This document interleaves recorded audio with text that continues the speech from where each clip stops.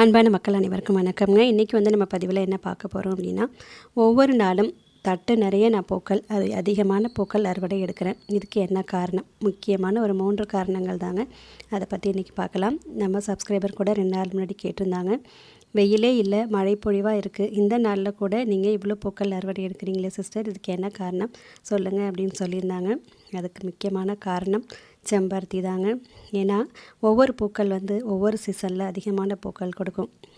மல்லி எடுத்துக்கிட்டிங்கன்னா கோடை காலத்தில் அதிகம் பூக்கும். அதே போல் ஜெவந்தி பூக்கள் இதெல்லாம் பார்த்திங்கன்னா குளிர்காலத்தில் பூக்கும்.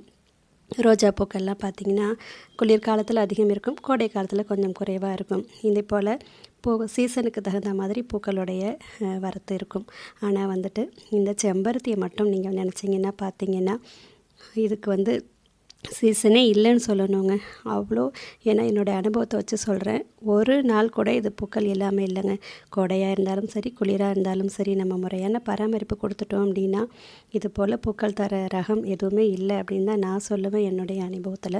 அதுவும் இந்த நாட்டு வெரைட்டிங்கில் ஒரு 6-7 வெரைட்டி வச்சுருக்கேங்க. அது எல்லா பருவத்துங்க, லைட் ரோஸ், ஒயிட்லாம் அவ்வளோ மொட்டுகள் வைக்கும். அதனால் செம்பருத்தி அதிகமான பூக்கள், அதிகமான என்ன சொல்கிறது, வெரைட்டி வச்சுருக்கிறதுனால தான் எனக்கு இவ்வளோ அறுவடைகள் கிடைக்கிது. முதல் காரணம்.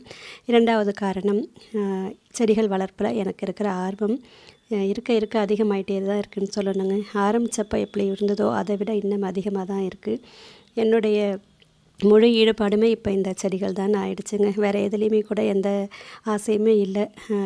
3/4 நேரம் நான் என்னுடைய மாடி தோட்டத்தில் தான் இருக்கேன் அப்படின்னு சொல்லணும். பராமரித்து பார்த்துக்கிறேங்க. ஒரு சின்ன மாவு பூச்சி வந்துட்டால் கூட உடனே தட்டி விட்டுருவேன். அதனால் கவனித்து கண்காணித்து பார்த்துக்கிறதும் இன்னொரு காரணம். அடுத்தது உரங்கள்ங்க.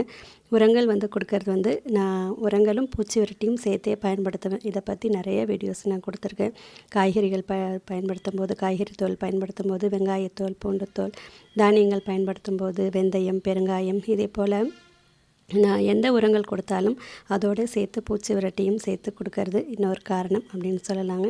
இதே போல் முறையான பராமரிப்பு கொடுத்துக்கிட்டே இருக்கிறதுனால தான் நீங்கள் பார்த்தீங்கன்னா என்னுடைய தோட்டத்தில் எல்லா செடிகளும் கொஞ்சம் நெருக்கமாக தான் இருக்கும். இடம் குறைவாக இருக்கிறதுனால அப்படி இருந்தும் கூட எந்த பூச்சி தாக்குதலும் இல்லாமல் எல்லா இலைகளும் ஆரோக்கியமாக பசுமையாக இருக்கும்.